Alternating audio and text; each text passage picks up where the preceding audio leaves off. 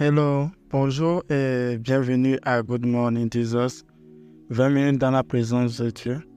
20 minutes où nous allons prier, adorer, passer un moment d'exhortation et bien débuter la journée. Parce que ça fait toujours du bien de commencer la journée dans la présence de Dieu et vous faites très bien de nous joindre ce matin. Que la paix, la grâce, la miséricorde de Dieu soient avec vous. Et que cette journée soit remplie de bénédictions, que cette journée soit remplie de grâce, et que cette journée soit remplie de la puissance et de l'œuvre de l'Éternel dans vos vies, au nom puissant de Jésus-Christ. Amen. L'exhortation de ce matin est une question qui nous est adressée, une question qui nous vient directement. Et cette question nous fait appel à notre prise de conscience, nous fait appel à remettre en ordre nos vies, nous fait appel à se tourner vers le seul Dieu qui existe. Et l'exhortation de ce matin, c'est: est-ce que Jésus-Christ te connaît? Est-ce que Jésus-Christ te connaît? Est-ce que Jésus-Christ de Nazareth te connaît? Est-ce que le Maître te connaît? Est-ce que le Roi des Rois te connaît? Est-ce que le Dieu, le nom élevé au-dessus de tous les noms, la personne qui porte ce nom-là te connaît? Est-ce que la personne qui jugera le monde entier, assis sur son trône, te connaît? Lisons ensemble Matthieu 7, le verset 22 à 23.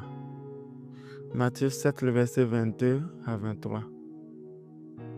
Plusieurs me diront en ce jour-là: Seigneur, Seigneur, n'avons-nous pas prophétisé par ton nom? N'avons-nous pas chassé des démons par ton nom? Et n'avons-nous pas fait beaucoup de miracles par ton nom? Alors je leur dirai ouvertement: je ne vous ai jamais connu. Retirez-vous de moi, vous qui commettez l'iniquité. Franchement, ce verset fait partie des versets qui me font le plus peur. Ce verset fait partie des versets qui me font le plus peur dans la Bible. Nous allons faire une deuxième lecture. Matthieu 7, le verset 22 à 23. Matthieu 7, le verset 22 à 23. Plusieurs me diront en ce jour-là: Seigneur, Seigneur, n'avons-nous pas prophétisé par ton nom? N'avons-nous pas chassé des démons par ton nom? Et n'avons-nous pas fait beaucoup de miracles par ton nom? Alors je leur dirai: je ne vous ai jamais connu. Retirez-vous de moi, vous qui commettez l'iniquité.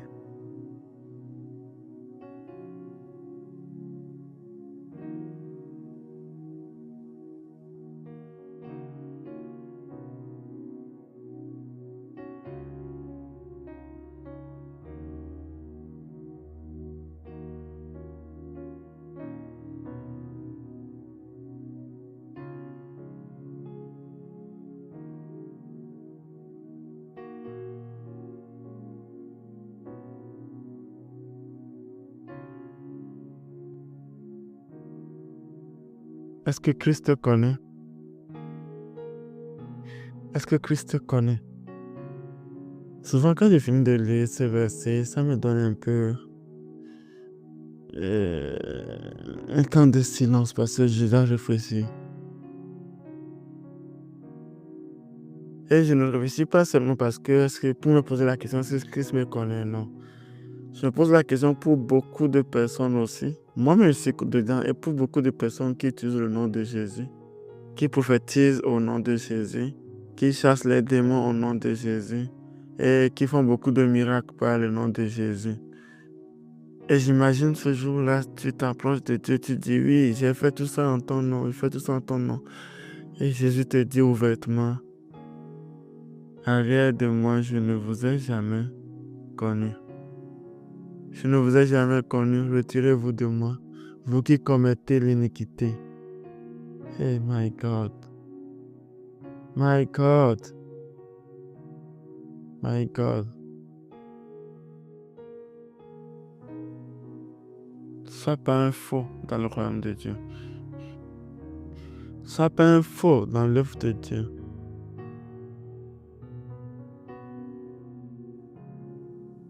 Sois pas un faux.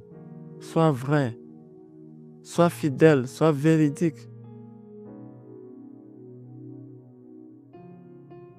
Sois un vrai chrétien qui croit réellement en Christ. Sois pas un imposteur. Sois pas un imposteur dans les enfants de Dieu. Sois pas un imposteur parmi les enfants de Dieu. Sinon, tu utiliseras le nom de papa pour prophétiser, pour chasser les démons, pour faire des miracles, mais il ne te connaît pas. Mais il ne te connaît pas. Mais il ne te connaît pas. Jean 10, le verset 14 nous dit, Jean 10, le verset 14 nous dit, je suis le bon berger. Je connais mes brebis et elles me connaissent. Est-ce que Christ est ton berger? Tu peux beau utiliser son nom, parce que son nom a déjà reçu toute autorité. Son nom est déjà élevé au-dessus de tous les noms, afin que tous les genoux fléchissent et que toute langue confesse que Jésus-Christ est Seigneur. Ce qui veut dire que même une personne qui emploie le nom de Jésus, qui n'est pas fils de Dieu aussi, ce nom va marcher parce que ce nom va fonctionner dans sa vie parce que le nom là déjà est élevé au-dessus de tout nom. Je sens la simple prononciation de ce nom, toutes choses fléchissent genoux.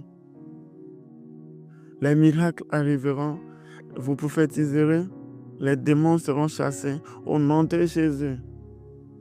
Mais cela ne prouve pas que Jésus-Christ te connaît. Cela ne prouve pas que tu as reçu Christ. Cela ne prouve pas que tu fais partie des enfants de Jésus.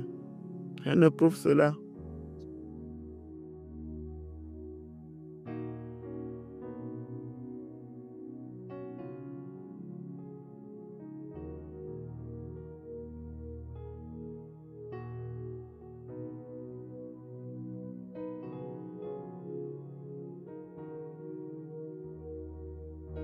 Est-ce que Christ te connaît? C'est ma question de ce matin. Est-ce que Christ te connaît? Est-ce que Christ te connaît? La Bible nous dit dans Jean 1, le verset 12. Mais à tous ceux qui l'ont reçu, on leur a donné le pouvoir de devenir enfants de Dieu. Es-tu un enfant de Dieu? Un père reconnaît toujours son enfant. Un père reconnaît toujours son enfant. Un père reconnaît toujours son enfant. Le jour-là, qu'est-ce qu'il dira de toi? Je ne souhaiterais pas qu'il dise « Retirez-vous de moi, je ne vous ai jamais connu ». Je n'aimerais pas qu'il dise ça de toi. Je n'aimerais pas que quand tu seras là-bas, qu'il puisse dire « Je ne t'ai point connu, arrière de moi, non, non, non ».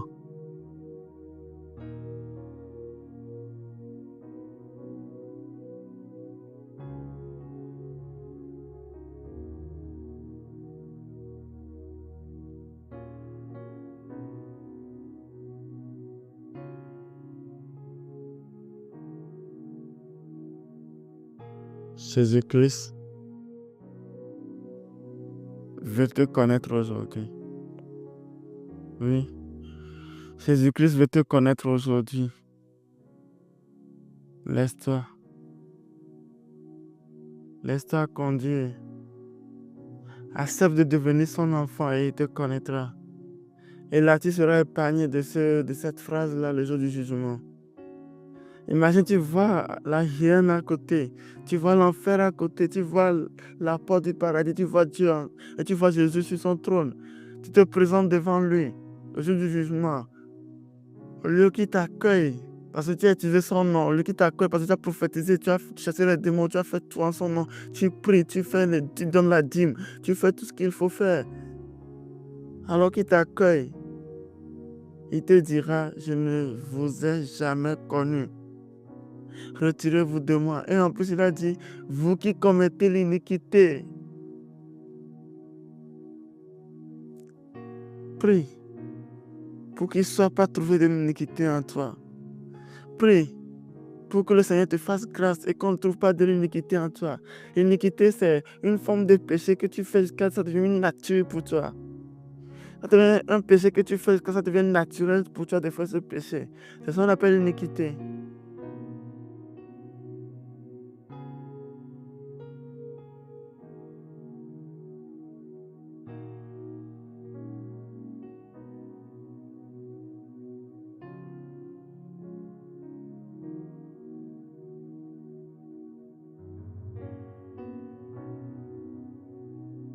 Est-ce que Christ te connaît? Est-ce que le Maître te connaît? Est-ce que Christ te connaît? Est-ce qu'il te connaît? Est-ce que le jour-là, il dira ce qu'il a dit dans Matthieu 25, le verset 21? Son maître lui dit, c'est bien, bon et fidèle serviteur. Tu as été fidèle en peu de choses, je te confierai beaucoup. Entre dans la joie de ton maître. Entre dans ma demeure.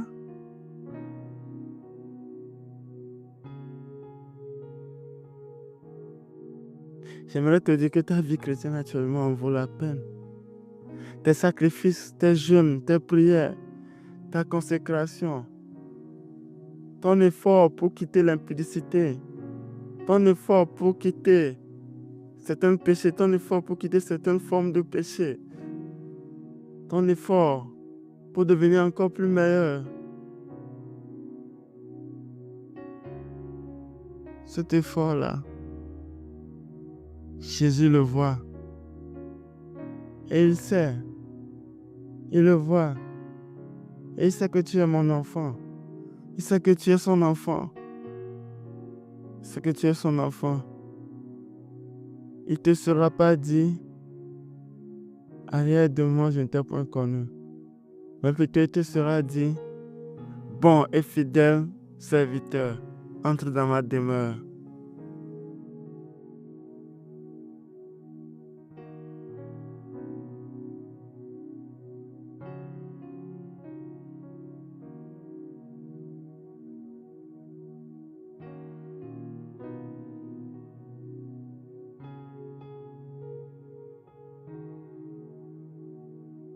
Prions.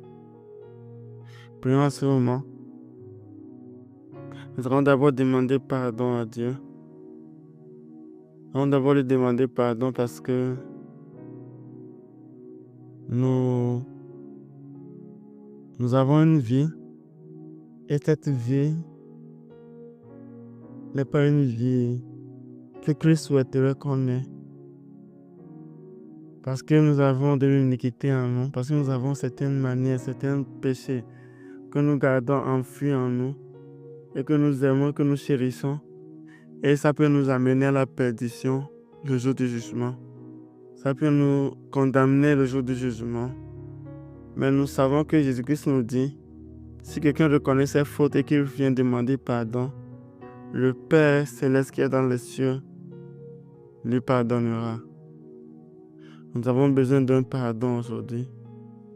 Père, nous avons besoin que tu nous pardonnes de l'impudicité. Nous avons besoin que tu nous pardonnes de la masturbation. Nous avons besoin que tu nous pardonnes du mensonge.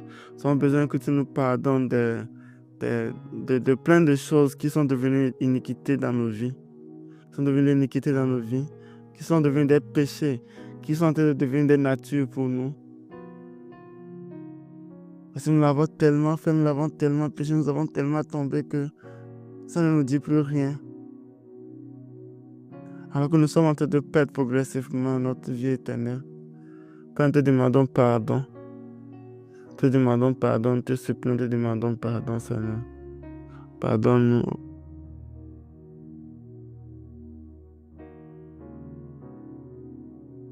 Pardonne-nous. Pardonne-nous. Et je prie en ce moment que Dieu nous fasse la grâce qu'on soit compté parmi les brebis. Père, fais-nous la grâce pour qu'on nous compte parmi les brebis. Fais-nous grâce pour qu'on nous compte parmi les brebis. Au livre d'Ovazalia d'Abradadabaya.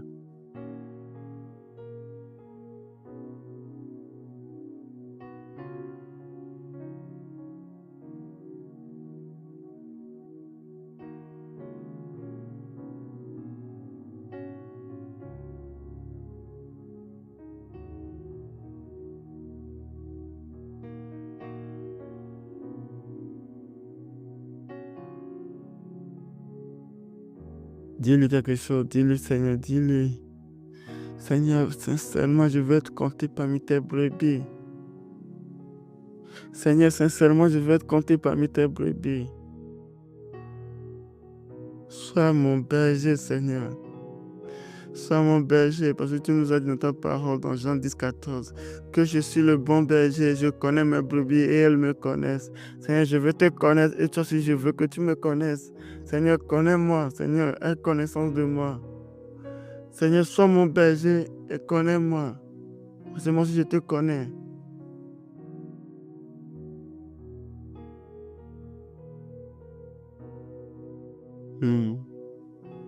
Oh, nous ne voulons pas que ce jour-là, Christ nous tourne le dos. Nous ne voulons pas que ce jour-là, Christ nous tourne le dos. Mais nous voulons que ce jour-là, Christ nous accueille avec une joie immense et qu'il nous dise, ça en vaut la peine, ça en vaut la peine, ça en vaut la peine, ça en valait la peine. Oui, ta vie en valent la peine. Oui, tes souffrances en valent la peine.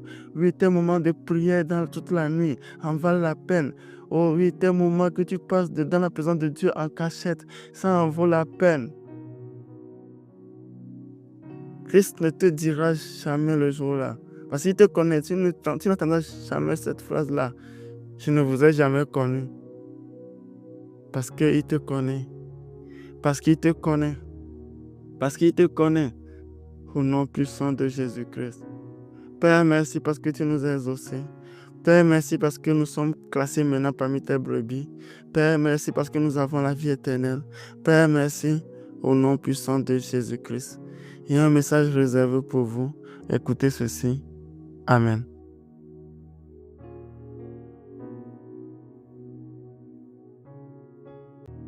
J'ai un message pour vous. Sais-tu que Jésus t'aime et a un plan pour ta vie? La Bible nous dit, car Dieu a tant aimé le monde qu'il a donné son Fils unique, afin que quiconque croit en lui ne périsse point, mais qu'il ait la vie éternelle. Jean 3, verset 16. Nous connaissons tous ce verset. Jésus est venu pour nous sauver, pour te sauver et te donner une vie, une nouvelle vie.